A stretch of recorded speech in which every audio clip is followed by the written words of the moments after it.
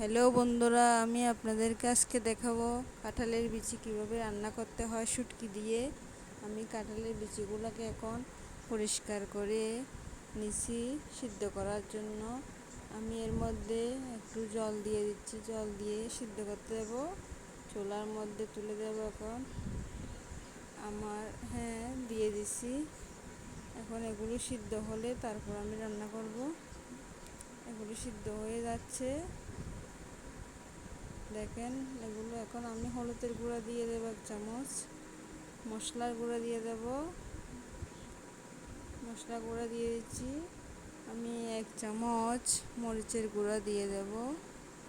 আমি অল্প করে পরিমাণ মতন লবণ দিয়ে দেব। এখানে দিয়ে দিচ্ছি, দেখেন।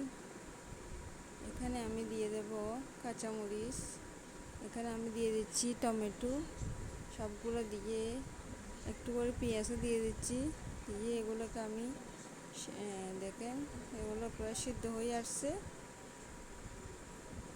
খুব সুন্দর, এগুলা খুব খেতে মজাদার।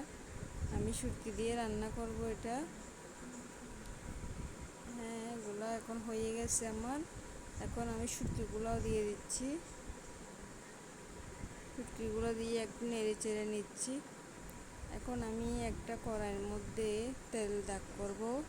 এখানে দেওয়ার জন্য পেঁয়াজ দিয়ে দাগ করতেছি। এটা খুব সহজ পদ্ধতিতে করার জন্য করতেছি, না ঢেলে এগুলো আমি দিয়ে দিচ্ছি। তেল দাগ করা হয়ে গেছে, দেখেন।